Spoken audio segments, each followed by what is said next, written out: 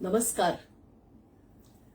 भयंकर ज्वलंत मानवतेला काळीमा फासणारी आणि क्रौर्याचं दर्शन घडवणारी अशी घटना बालिका गृहाच्या संबंधातली संभाजीनगरमधली, ज्या संबंधात माननीय चित्राताई वाघ ज्यांनी विधान परिषदेच्या सभागृहात हा विषय, कळीचा हा मुद्दा, महत्वाचा आणि गंभीर असलेला हा प्रश्न सगळ्या सभागृहासमोर मांडला.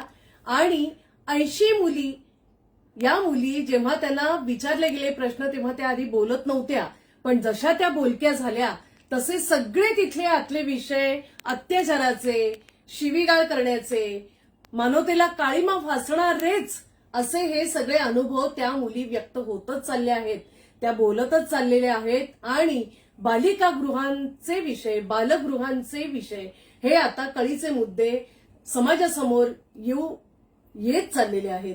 त्याबद्दल खरं तर मी आज महाराष्ट्राचे मुख्यमंत्री आदरणीय देवेंद्र फडणवीसजी यांचेही मी खूप मनापासून मला आज आभार मानायचे, कारण हा सगळाच विषय त्यांनी इतक्या सिरियसली हा सगळा विषय घेऊन तातडीने कारवाई करण्यासंबंधातले आदेश त्यांनी तात्काळ दिलेले आहेत.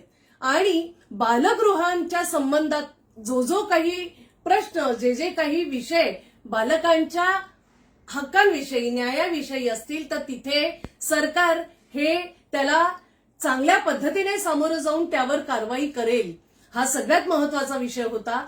याच संबंधात आज स्वनाथ फाउंडेशनकडून मी आज हाच विषय तुमच्या सगळ्यांसमोर जो आम्ही कायम मांडत आलेलो आहे की बालगृह हा जर मुलांसाठी शेवटचा पर्याय आहे तर तो पहिला पर्याय कसा बनला?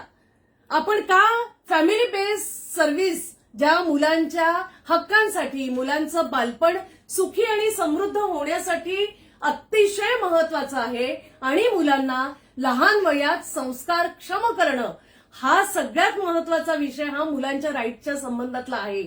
आणि तो फुलफिल कसा होऊ शकतो तर जेव्हा ही आपली सगळी बालगृहातली मुलं यांना कुटुंब मिळतील, परिवार मिळतील, तरच त्यांच्यावरचे हे बालगृहातले अत्याचार थांबतील आणि मुलांना एक सुखी, आनंदी, समृद्ध परिवार मिळतील. आणि आई बाबा त्यांना मिळाल्यामुळे त्यांचं सगळं पुढचं जीवनच खूप आनंदाचं होईल, ह्यात काहीही शंका नाही. पण आता आपल्याला फॉस्टर केअर सर्व्हिस सारखा विषय जो खरं तर कायद्यात खूप चांगल्या पद्धतीने प्रस्तुत झालेला आहे त्याचा विचार करावा लागेल.